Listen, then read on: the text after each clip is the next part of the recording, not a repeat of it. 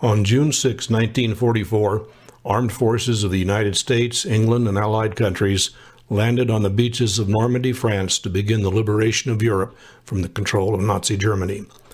Some 20 miles west of Le Havre, 5 designated landing areas stretched along over 50 miles of coastline, beginning at Ouistreham. The easternmost beaches were assigned to England and the Allied countries and were named Sword, Juno, and Gold. Extending west from Gold Beach were the 2 American areas, Omaha and Utah, each extending 16 to 18 miles.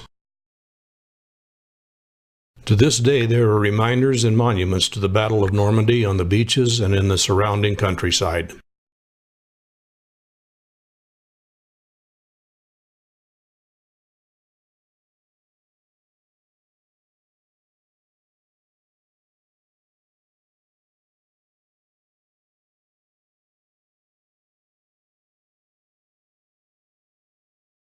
The headland, called Pointe du Hoc, commands views of both Omaha and Utah beaches. This allowed large German gun emplacements to provide enfilading fire on both beaches as well as out to sea.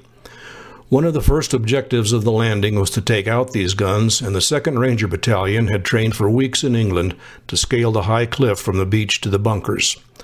High wind and strong waves pushed the landing craft away from the planned sites and delayed the operation. Overcoming lost equipment and heavy resistance, the Rangers had mounted the cliff and overcome the German fighters by 7:30 a.m. To their surprise, however, there were no guns in the emplacements, only telephone poles covered with camouflage nets. Patrolling inland, they discovered the guns completely unguarded about 1,000 yards from the point and destroyed or disabled all 5 they found. Shortly afterward, German troops rallied and attacked the Rangers, who suffered very heavy casualties until relief reached them on the morning of June 8.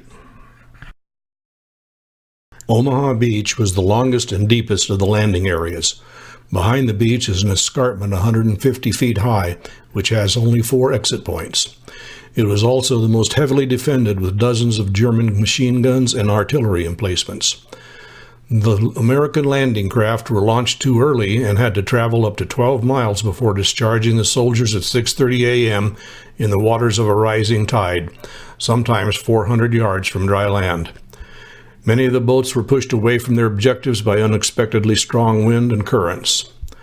The pre-landing aerial and naval bombardments had been ineffective against the German positions, which rained deadly fire onto the advancing Americans. Many were killed and wounded while still in the water, and some drowned under their heavy pack loads. Progress was slow and casualties remained extremely heavy, giving rise to Omaha being known as Hell's Beach and Bloody Omaha. The first troops reached the top of the bluffs about 9 a.m., and by midday the German lines had been penetrated in several places. Reinforcements were landed, and by the end of the day all beaches were secure, but the troops had advanced no more than a mile inland rather than the 3 or more miles to the main road from Bayeux as planned. It would be 5 more days before the invasion would be considered as truly successful.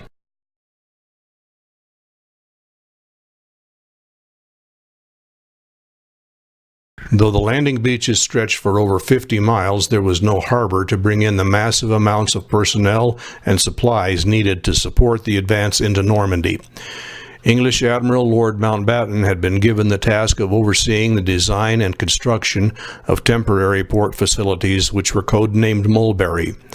Old merchant ships and huge barges were towed into positions at Vierville and Outermanche and sunk to form breakwaters. Floating roadbeds connected piers to the shore.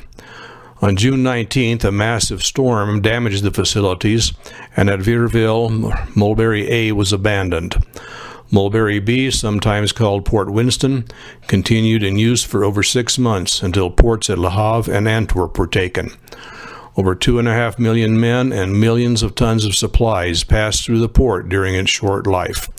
Remains can still be seen offshore from Outermanche.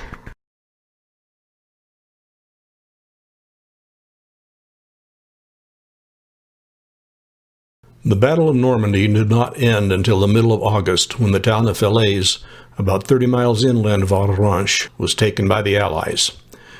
It is estimated that some 29,000 American troops died during this time, including about 2,500 on D-Day alone. The American Military Cemetery at Colville-sur-Mer overlooks the eastern end of Omaha Beach and is the final resting place of over 9,000 of these casualties. There is also a memorial to 1,557 Americans whose remains could not be located. A statue titled "The Spirit of American Youth Rising from the Waves" overlooks the reflecting pool and the chapel. The lines of white granite markers run exactly parallel to the beach below and are positioned to show a straight line from any viewpoint. This peaceful sight is a poignant reminder of the price paid for our freedom.